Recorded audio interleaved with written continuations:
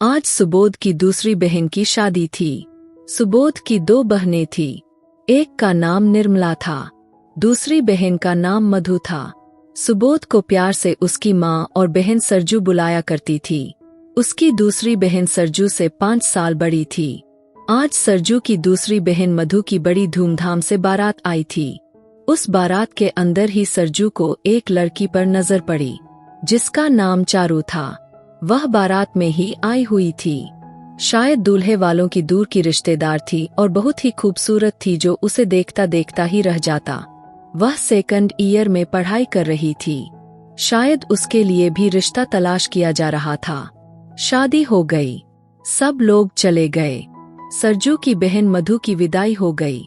2 दिन के बाद सरजू की बहन अपने मायके घूमने आई थी। सरजू का बहनोई पोस्ट ऑफिस में सरकारी जॉब करता था।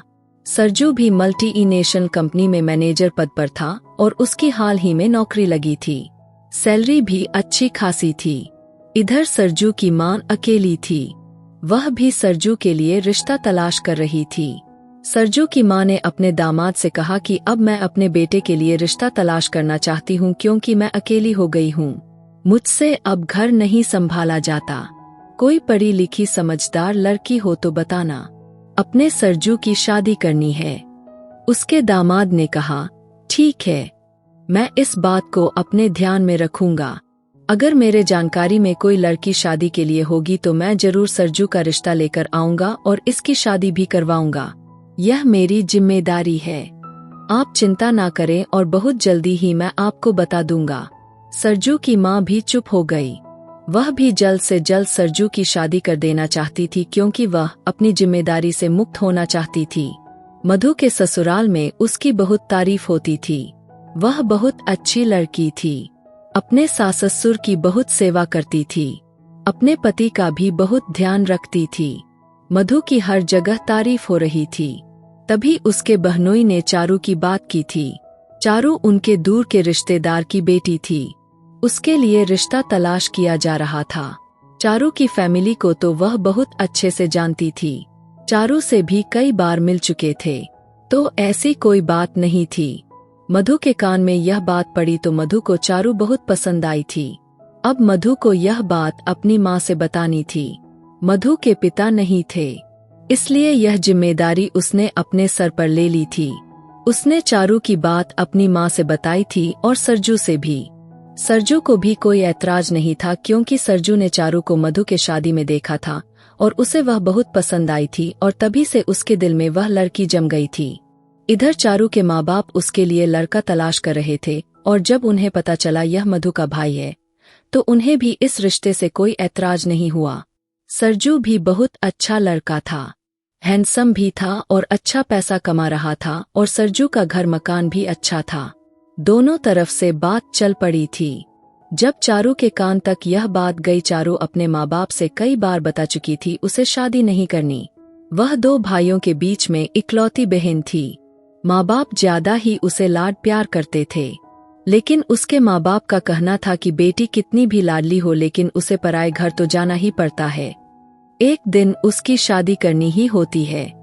वह अपनी बेटी को शादी के लिए बहुत समझा रहे थे, पर चारू ने हमेशा यही कहा, मुझे शादी नहीं करनी, मुझे आपके साथ ही रहना है।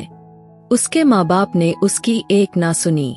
सरजू का रिश्ता उन्होंने स्वीकार कर लिया था। सरजू और चारू को भी मिलवाया गया था। सरजू चारू से मिलकर बहुत खुश हुआ था क्योंकि चारू से बहुत पसंद आई थी। उन दोनों को अकेले भी मिलवाया गया था। चारू सरजू से मिलने के बाद भी वह अपने माँ बाप से यही कह रही थी कि मुझे शादी नहीं करनी। उसके माँ बाप ने समझा शायद वह हमारे लाड प्यार में आकर हमसे दूर नहीं जाना चाहती। चारू से उसकी माँ ने पूछा था, क्या तुम्हें सरजू पसंद नहीं और क्या कमी है सरजू में जो तुम शादी से मना कर रही हो?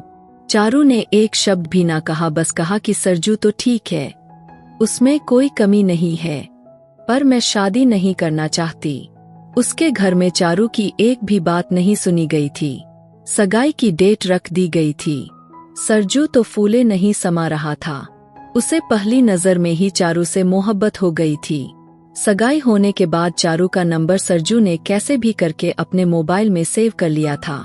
अब वह चारू से हमेशा बात करने की कोशिश करता था, लेकिन चारू ने एक आध बार उसका फोन अटेंड किया था।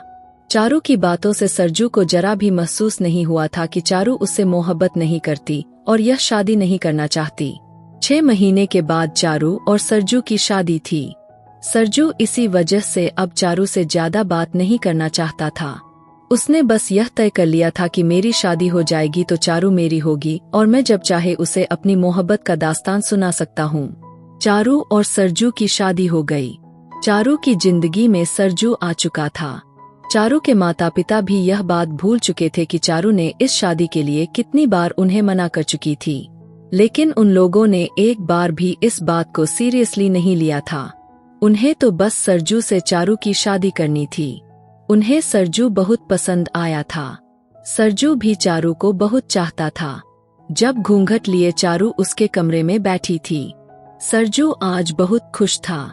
ऐसा लग रहा था जैसे उसे दुनिया जहां की कीमती जौहर मिल गया हो। वह अपने अरमानों को समेटे रात होने का इंतजार कर रहा था। आज उसकी सुहाग रात थी। जब चारू उसके सेज पर बैठी उसे नजर आई, वह घबरा रहा था। चारू के लिए सोने का सेट लेकर उसके सामने गया था। उसका घूंघट उठाया। चारू अपनी नजरें नीचे किए हुए थी। चारू के मन में कोई उमंग नहीं जागी थी, ना ही वह घबराई थी। वह चुपचाप अपनी सेज पर बैठी थी जैसे वह कोई मुर्दा हो। उसके अंदर कोई भी जज्बात दिखाई नहीं दे रहे थे। ना ही उसे अपने पति को देखकर कोई खुशी महसूस हुई थी, ना ही कोई घबराहट।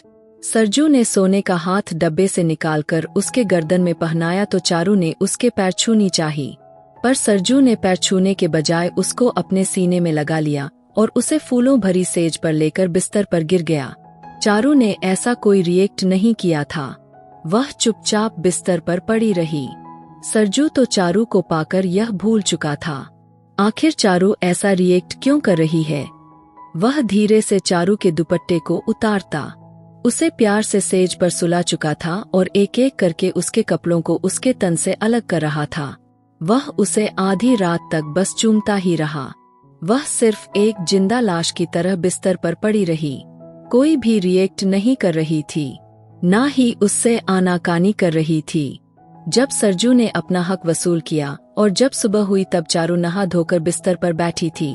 तभी मंदू अंदर आई और दोनों को आवाज देने लगी। सरजू तो यूं ही बिस्तर पर पड़ा था जैसे उसे न जाने क्या खजाना मिल गया हो। अपनी बहन की आवाज पर आवाज दिया, बस थोड़ा टाइम दे दो, मैं अभी बाहर आता हूँ।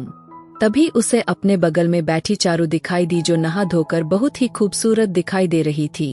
वह उठकर नीचे आई। सबके साथ बैठकर नाश्ता किया। 2 दिन के बाद रिसेप्शन था।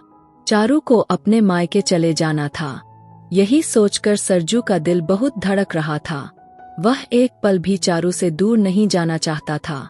नाश्ता हो गया तो चारू को अपने रूम में भेज दिया गया था। जल्दी से सबकी नजरों से बचता हुआ सरजू भी चारू के पास आ गया था। वह उसे एक पल भी दूर नहीं रहना चाहता था। चारू को फिर से अपनी बाहों में भरना चाहता था। उसने वही किया। उसने चारू को सांस लेने तक ना दिया। वह उसमें इतना समाया था कोई हद नहीं थी। इसी तरह उसकी चारू के बाहों में 2 दिन कट गए और तीसरे दिन रिसेप्शन था। आज चारू को अपने मायके जाना था। आज वह बहुत खुश लग रही थी। सरजू की आंखों में बार बार पानी आ रहा था। चारू से एक पल भी वह दूर नहीं जाना चाहता था। उसने मधु से और अपनी माँ से कहा था, क्या मैं चारू के साथ उसके मायके जा सकता हूँ? लेकिन चारू ने कहा, मुझे अपनी माँ के घर रुकना है। मैं इतनी जल्दी वापस नहीं आऊंगी। कम से कम मैं 1 महीना रुकूंगी। मैं कभी अपने माँ बाप को छोड़कर इतने दिन अकेली नहीं रही हूँ। सरजू के ना चाहते हुए भी मधु ने और उसकी माँ ने उसे 1 महीने के लिए अपने मायके भेज दिया था। सरजू उसके गम में बीमार भी पड़ गया था। जब भी सरजू चारू को कॉल करता वह कभी उसकी कॉल अटेंड नहीं करती। वह फोन अपनी माँ को पकड़ा देती और कभी कहती बाथरूम में है, कभी कहती रसोई में है, कभी कहती उसकी तबीयत ठीक नहीं है। उसने एक बार भी सरजू से दोबारा बात करने की कोशिश नहीं की। मजबूरन सरजू को ही उसके घर जाना पड़ा था। आखिर वह जानना चाहता था वह उससे बात क्यों नहीं कर रही। सरजू अपने ससुराल गया चारू को लेने के लिए। चारू के माँ बाप बहुत खुश हुए। उसकी बहुत आबगत हुई। उसके दोनों सालों ने उसकी बहुत मान सम्मान की और जैसा सरजू चाहता था उन लोगों ने उसकी दूसरे दिन ही विदाई कर दी। सरजू ने वापसी की टिकट भी बनवा ली थी। वह ट्रेन से उसको लेने गया था। 7 घंटे का सफर था। वह ट्रेन में चारू और अपना एक अलग केबिन बुक करवा चुका था। उसमें कोई आता नहीं था और ना ही उसमें बाथरूम जाने की कोई जरूरत थी। उसमें सब कुछ था। जब चारू ने यह सब देखा तो वह घबरा गई थी। वह तो कुछ और ही प्लान बनाकर बैठी थी।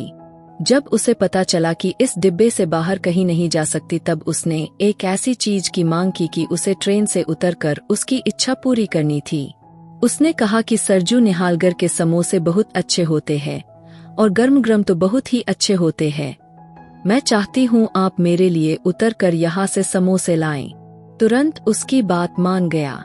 समोसे लेने चला गया। लेकिन उसे नहीं पता था कि चारू उसके साथ धोखा कर रही है। वह तुरंत उस डिब्बे से निकलकर कहाँ गायब हो गई, किसी को पता नहीं चला। ट्रेन चारू के घर से अभी 5 स्टेशन पार कर पाई थी। सरजू ने उसके माँ बाप को और भाई बहन को सबको खबर दी कि चारू मुझे कहीं नहीं मिल रही, ना जाने वह कहाँ चली गई है। सभी घर वालों ने एकदम ढूंढ मचा दी। ढूंढते ढूंढते 2 दिन बीत गए थे। किसी को खबर नहीं हो रही थी कि चारू कहाँ गई और ना ही उसका फोन चालू था। चारू ने अपने फोन को भी स्विच ऑफ कर लिया था। 2 दिन के बाद थाने में रिपोर्ट लिखाई गई थी। हर स्टेशन और रेल के हर डब्बे को देखा गया था। कहीं पर भी चारू उन्हें नजर नहीं आई। सरजू तो चारू के लिए पागल हो गया था। इतने तो उसके माँ बाप भी दुखी नहीं थे जितना सरजू उसके लिए दुखी था। उसे लास्ट टाइम गाजियाबाद स्टेशन पर देखा गया था और उसके साथ एक लड़का भी था जिसको पहले कभी नहीं देखा गया था। इसी तरह ढूंढते ढूंढते 1 महीना बीत चुका था जब चारू की असलियत पता चली थी। वह कॉलेज टाइम से ही किसी लड़के से मोहब्बत करती थी। एक बार चारू का भाई वीरेंद्र ने उसे उस लड़के के साथ देखा था। उसने उस लड़के का पीछा किया था। उसका बैकग्राउंड जानने की कोशिश की थी। जब उसे उस लड़के के बारे में असलियत पता चली तो वीरेंद्र का पहाड़ा हाई हुआ था। उसने चारू को धमकी दी थी, यह लड़का तुम्हारे लायक नहीं है और दोबारा मैं उस लड़के के साथ तुम्हें ना देखूं। अगर तुम्हें उस लड़के के साथ दोबारा देखा तो उस दिन तुम्हारा आखिरी दिन होगा। क्योंकि वह लड़का शायद नशा करता भी था और बेचता भी था और इसके बारे में वीरेंद्र को पता चल गया था। चारू पर उसने बहुत कड़ी नजर रखी हुई थी। उसके बावजूद भी चारू हमेशा उसके कांटेक्ट में रही थी। उसने दूसरा सिम लेकर उस लड़के से बातचीत करती रहती थी और उसी ने प्लान बनाया था कि मैं अपने पति के साथ ससुराल जा रही हूँ और तुम मुझे बीच में मिल जाना। हम दोनों वहाँ से भाग जाएंगे और जैसा कि उसने प्लान बनाया था सेम वैसा ही उसने किया भी था। बहाने से सरजू को समोसे लाने के लिए भेजा था और खुद उसके साथ दूसरे डब्बे में सफर करके गाजियाबाद चली गई थी। वह लड़का गाजियाबाद किसी फ्लैट में रहता था और यही सब धंधा करता था। जब यह हकीकत सरजू को पता चली, वह जैसे सदमे में आ गया था। उसे चारू से बहुत नफरत हो रही थी क्योंकि वह शादी के पहले दिन से धोखा दे रही थी। सारी गलती उसके माँ बाप की थी। जब उन्हें पता था उनकी लड़की किसी और से प्रेम करती है तो उसकी शादी नहीं करनी चाहिए थी और उसे समझाना चाहिए था। उसके माँ बाप का कहना था कि सरजू जैसे लड़के से शादी करती तो शायद उस लड़के को वह भूल जाती क्योंकि सरजू के पर्सनालिटी में और उस लड़के की पर्सनालिटी में जमीन आसमान का अंतर था। उसका हल्का सांवला कलर था और बहुत ही दुबला पतला था। हाइट भी खास नहीं थी और उसके बराबर में सरजू बहुत हैंडसम और 6 फुट हाइट रखता था और नौकरी भी अच्छी खासी थी। उसमें जरा बराबर भी कोई कमी नहीं थी और वह चारू से न जाने कितनी मोहब्बत करता था। 6 महीने के बाद चारू और वह लड़का दोनों पकड़े गए थे और उन दोनों ने भागकर शादी कर ली थी। इधर सरजू उसके गम में पागल हो गया था। वह चारू की शक्ल भी नहीं देखना चाहता था और ना ही सरजू दूसरी शादी करना चाहता था। उसने कहा, मैंने सिर्फ चारू से मोहब्बत की है, शायद दूसरी लड़की से वह ऐसी मोहब्बत ना कर पाए। अब उसे लड़की जात से ही नफरत होने लगा था। मधु ने और उसकी माँ ने उसे बहुत समझाने की कोशिश की। इसी तरह उसकी शादी को 2 साल बीत चुके थे। इधर चारू अपने प्रेमिका के साथ बहुत बुरे कंडीशन में थी। उसके माँ बाप ने उसकी शक्ल देखने से भी मना कर दी थी। चारू अपने मायके भी नहीं जा सकती थी। उसके दोनों भाई उसे जान से मार देते। इधर सरजू भी चारू से उतना ही नफरत करता था। उसके बाद उन दोनों की कोई मुलाकात नहीं हुई। इस बात को बीते 2 साल हो चुके थे। इधर सरजू की माँ की तबीयत खराब रहने लगी थी। इधर बेला के घर के पास निर्मला की शादी हुई थी, जो सरजू की बड़ी बहन थी और वह बेला को बहुत पसंद करती थी। लेकिन बेला की शादी पड़ोस में ही रतन से हो गई थी। इस बात की जानकारी भी उसे थी। बेला निर्मला को भाभी कहा करती थी। जब रतन के घर से वह वापस आई थी, निर्मला बिल्कुल उसके घर के सामने ही रहा करती थी और जब उसने रतन की बात बताई थी, निर्मला कांप उठी थी। जब उसने बेला की कंडीशन देखी थी तो वह भी रतन को बुरा भला कहने से बाज नहीं आई थी, क्योंकि रतन ने उसकी इतनी बुरी हालत की थी। वह पूरे शरीर से घायल थी। ऐसी कोई जगह बाकी नहीं थी जहां रतन ने उसे दांत ना खाया हो। और निर्मला ने ही उसे सलाह दी थी कि शायद रतन को कोई बीमारी है, इसी वजह से उसने इस तरह की हरकत की है। निर्मला ने कहा कि कोई भी नॉर्मल आदमी ऐसा कभी नहीं करता। उसको दूसरे के दर्द का एहसास जरूर होता है। और इसी तरह इसको भी अब 2 साल बीत चुके थे। वह रतन के साथ वापस नहीं जाना चाहती थी और उसने रतन से डिवोर्स ले लिया था। निर्मला का भाई भी धोखे में अपने आप को भुला चुका था। निर्मला ने ही बेला की शादी अपने भाई सरजू से करवाई थी। निर्मला ने ही उसकी सारी कंडीशन अपने भाई को बताया था और यह भी बताया था कि बेला ने उससे डिवोर्स क्यों लिया था। सरजू शादी के लिए बिल्कुल भी तैयार नहीं था। यह शादी निर्मला और मधु ने और उसकी माँ ने जबरदस्ती करवाई थी। अब सरजू हर लड़की को धोखेबाज समझने लगा था, लेकिन निर्मला और मधु ने उसे बहुत समझाया भी था। वही औरत तुम्हारी माँ भी है और 2 बहनें भी है तुम्हारी। तुम्हें हर औरत को एक कैटेगरी में नहीं रखना चाहिए। क्या तुम्हें याद है, तुम्हारे पिता की कम मृत्यु हुई थी, लेकिन अपनी माँ ने माँ बाप दोनों बनकर हम तीनों को पाला है। क्या तुम अपनी माँ को भी उसी कैटेगरी में लोगे? ऐसा नहीं होता। हर औरत एक जैसी नहीं होती।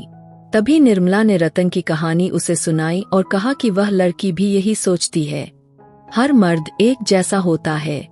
क्या उसकी बात ठीक होगी? नहीं ना, क्योंकि रतन से उसने अपनी पसंद की शादी की थी। उसके बाद वह लड़का ऐसा निकला तो उसकी क्या गलती है? तुम्हें यह सारी बातें भूलनी होगी।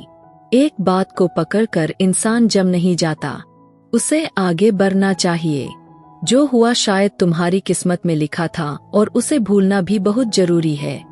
तब सरजू एकदम चुप हो गया था। उसने कहा कि मैं इतनी जल्दी उसे अपने दिल से नहीं निकाल सकता, लेकिन हाँ, मैं तुम लोगों की बात जरूर मानूंगा। तुम लोगों को जो अच्छा लगे वह कर सकते हो। तभी सरजू बेला से शादी करने के लिए तैयार हुआ था, लेकिन उसने अभी पूरे दिल से स्वीकार नहीं किया था। यह बात घर में सभी जानते थे। तभी उस रात निर्मला ने बेला को सब कुछ बता दिया था। सरजू को अभी टाइम लगेगा, शायद तुम्हारे कमरे में ना आए, तुम्हें उसका इंतजार करना पड़ेगा। सरजू एक बहुत ही अच्छा लड़का है। उसने अपने पहले प्यार से धोखा खाया है। बेला को भी अब आगे की उम्मीद बिल्कुल भी कम ही नजर आ रही थी। उसे अब हर लड़का धोखेबाज लग रहा था। शायद सारे लड़के ऐसे ही हो। इसी तरह वह रोज अपने कमरे से यह सोचकर सोती थी, शायद मेरा दूसरा पति भी रतन की तरह ही मुझे नोच खाएगा। लेकिन वह बिल्कुल गलत साबित हुई थी। इधर सरजू भी यही सोच रहा था, क्या पता यह भी लड़की चारू की तरह हो। वह दोनों एक दूसरे के लिए यही सोचकर बैठे थे। इसी तरह शादी को 15 दिन बीत चुके थे। उस रात जब अपने दोस्त के पार्टी में गया था तो उसे बहुत देर हो गई थी और सरजू की माँ भी आज सोफे पर ही सो रही थी। सरजू की माँ को पता था यह रोज सोफे पर ही सो जाता है, बेला के पास नहीं जाता। अगर यह एक दूसरे के पास नहीं जाएंगे तो एक दूसरे को कब समझेंगे। यही सोचकर उसकी माँ आज सोफे पर ही सोती रही और मजबूरन सरजू को बेला के कमरे में जाना पड़ा। जब वह बेला के कमरे में गया था तो बेला गहरी नींद में सो रही थी। चुपके से जाकर उसके साइड में सो गया। तभी बेला हड़बड़ाकर उठ बैठी और सरजू को अपने इतने करीब देखकर घबरा गई थी। तब सरजू ने तुरंत ही लाइट जलाई और उससे बात करने की कोशिश की। तब जाकर बेला का डर खत्म हुआ था और उस वक्त बेला को अपनी आंखों पर विश्वास नहीं हो रहा था। जिस आदमी के लिए वह इतना गलत सोच कर बैठी थी, वह इतना अच्छा निकलेगा। वह डर रही थी तो सरजू ने उसका हाथ थामा और कहा कि डरो मत, मैं कुछ नहीं करूँगा। मैं सिर्फ तुम्हारे पास मजबूरी से सो रहा हूँ क्योंकि मम्मी सोफे पर सो रही है। अगर मैं बाहर गया तो माँ मुझे फिर से दोबारा कमरे में भेज देंगी। तुम्हें मुझसे डरने की कोई जरूरत नहीं। तभी सरजू की नजर उसकी गर्दन पर पड़ गई थी। वहाँ सरजू ने बड़े प्यार से उस पर हाथ सहलाया था, जिस पर बेला की आंखों से आंसू बहने लगे थे। उसके आंखों से आंसू भी वह इतने प्यार से छू रहा था जैसे बेला कोई फूल हो। उसके इस तरह करने पर बेला खुद मदहोश होती चली गई और उस रात वे दोनों दो जिस्म एक जान हो गए थे। वह हर रात उसे इतने ही प्यार से समेटता था।